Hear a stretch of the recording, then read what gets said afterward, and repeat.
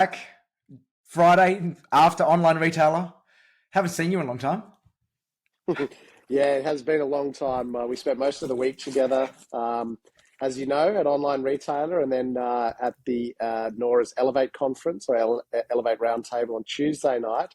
I'm feeling pretty tired. How are you feeling? I am knackered. I am knackered. I woke up this morning and I was just like, man, I just want to sleep for a week. It was a big couple of days. I got to say, I don't think many people worked as much as we did over the last 2 days. I think you just told me before it was ten podcasts with 13 different people over 2 days. One podcast is quite taxing. 10 over 2 days is, I've got to say, it was harder than I thought. Yep, I fully agree. But I had a lot of fun doing it. I had a lot of fun doing it. It was a great chance to speak with some really fantastic vendors and retailers to find out what they're doing. Some really great stories as well, which I think a lot of people wouldn't have heard before. We had some favorites like Jake from G'd Up was back on there, and others like Kirsten and Costa from Designer X. Kirsten, congratulations by the way for winning your industry recognition award, and Paul handing that over. Yeah. So. Yeah, that was awesome to hear from Kirsten Costa the day before, or that day rather, about Designer X, which was genuinely, genuinely great innovation and just a really cool concept that they've got there, been building over a number of years. And then for Kirsten to pick that award up was really nice. So and as you said, Jake and G'd Up crew there. Telling their story of making $3 million in 6 hours or an hour, as Jake will tell me. I actually thought it was more like a minute, to be honest, because I remember watching Shopify at that time and seeing it tip over, go onto Shopify and go like, oh my god, it's like 1.5, it's like 1.5, and like minutes later, it's like almost 2 mil. Yeah, it probably was. It probably was that. It probably was that first minute, really. And then, Invenco, had a good chat to them, a great 3PLs who actually sponsored the podcast good to hear what those guys are up to, and my old friend Scotty at the Horse. And I think we had a great chat, and good to see our Ecom Nation team all about town as well. Yeah, absolutely. It actually really struck me from all the, oh God, my voice is going. I don't think my voice is going to last a weekend. Hang in there, Mal. For another 10 minutes. Look, one thing which really struck me was how many commonalities there were between a lot of our guests, from Sam from SKDA to Jake, to Ari from Subi. Just the power of brand was really great to see. And obviously Meg as well, who spoke from Oz Fashion, who came on board as well. Meg, obviously, she's worked with me previously. She was my brand director back at Riderwear.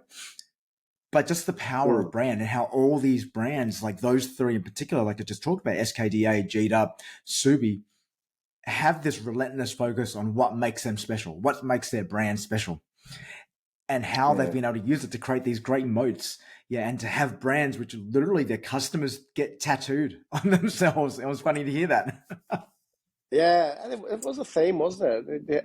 Hearing even Tracy at Elevate on Tuesday talking about the power of the interaction, and a lot of people talking about memorable moments. And I thought Megan was fantastic hearing about her new venture as well, but also the art of storytelling. And it was quite refreshing just to hear so many. Sam at SKDA just so passionate, but like said he'd do it for 20 grand. It's not about the money; it's about the passion. And all of those people that you just mentioned kind of had that. They had that spark. They had that. Jake again. They had that desire to create something special, not just a desire to run ads. So it was kind of refreshing and a little surprising. So yeah. Power of brand is back. Yeah, look, I think it's funny because in this industry, and a few people said this as well, there's that tendency to like run after the shiny new object. It's like TikTok's here. Oh, great. We need a TikTok strategy. Threads is here. We need a thread strategy. When really none of these guys focus on that. They just focus on creating great products and a really great brand, which serves their community. Yeah, and I think that community aspect was such a strong part about particularly what Sam was talking about and particularly what Jake was talking about as well. Really focusing on the community, that story about where G'd Up comes from. That yes, it was for young men from the western suburbs, but the reality is there's men just like that, young men like that all around the world. So now his mission is to try to create something for all those young men to get behind. And I love that. Yeah, he said that, didn't he? There's people like him all over the world, and evidently, they're in the US and the UK now. But yeah, I think what I took away from even listening to Adam, founder of Budgie Smuggler, on Tuesday night, and there's a lot of chit chat around AI, and rightly so. AI is pretty cool. We like a bit of Chat GPT, but what's Shopify's Sidekick looks incredible. We got to talk Mm, about that soon as we well, do. Mal. Um, but you know what? Like both Sam. So for those who don't know SKDA, I think he said they've averaged 92% year-on-year growth for 89% year on year growth. The for small, 9 years. no, since I started 13 years ago. 13 Yeah, years. over the last 13 years, 13 years. 89% year on year growth. That's like that's pretty special. And Jake does massive $3 million days, and Megan's obviously in charge of a bunch of brands there as well.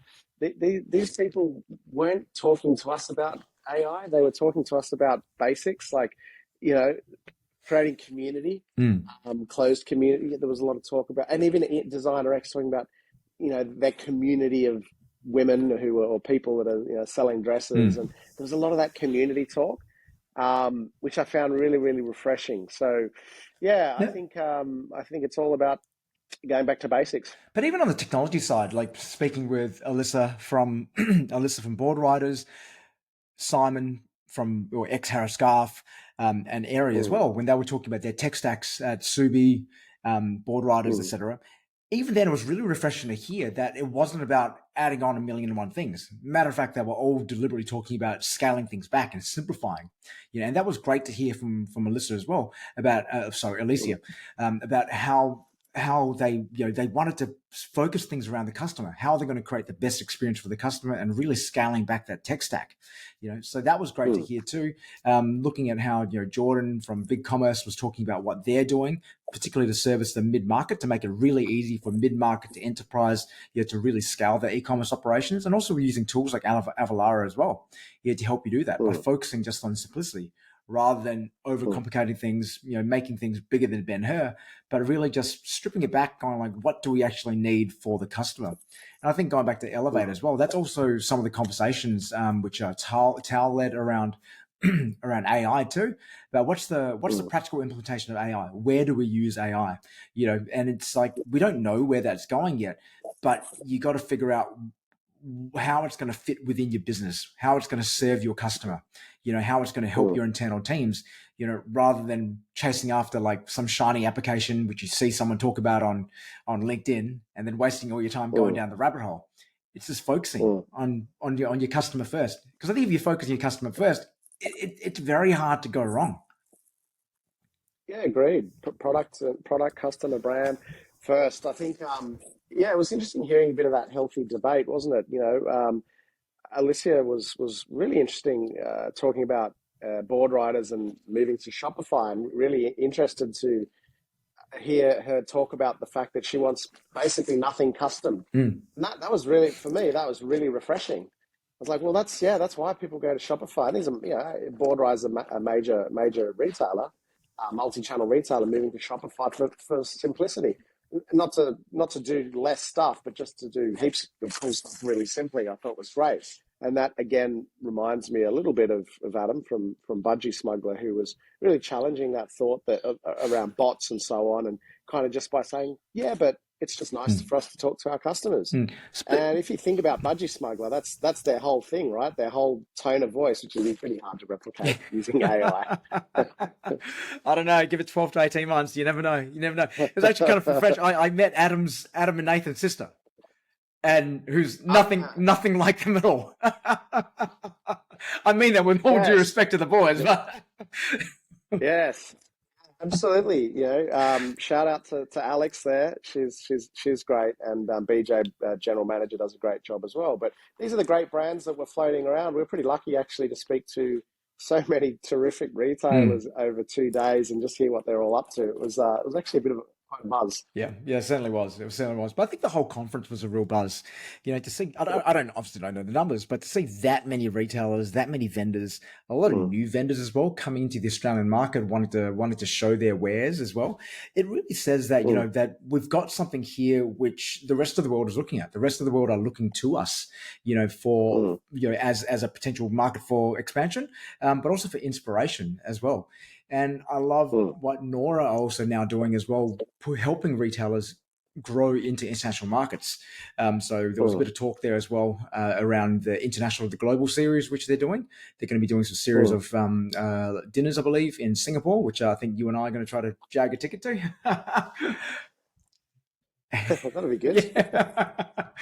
And a few other things like that. So I think that's really great, to see NORA, continue to push things at that level to try to get our industry more exposure, but also trying to like level everyone else up as well. So really well done to Mm, mm, Paul and Adele, Katie, Gareth, mm, Ellie, Dave, the new guy, and the rest of the team there for doing an incredible job with mm, what they do in the industry. And obviously, like we said before, Matt and his team as well, but for mm, putting on mm. a really incredible conference. Yeah, absolutely. I think I was just thinking about one key takeaway. There were so many, but Avalara, we had Avalara on the podcast, and as you just said, that that's looking at opening up in Australia. Obviously, taking Australia quite seriously. Flown over from the UK for this event, but just thought I would reiterate what he told me, which is something that gets asked all the time. If you're an online retailer selling into the US, and you're doing over a couple of 100,000, you are required to pay sales tax. And the amount of time I get that question, and so many retailers say, yeah, but we don't know. That's why we're not registering an entity over there. Or we're not getting a warehouse. Well, we've heard it from Avalara. It doesn't Yeah. matter. You should be paying sales tax.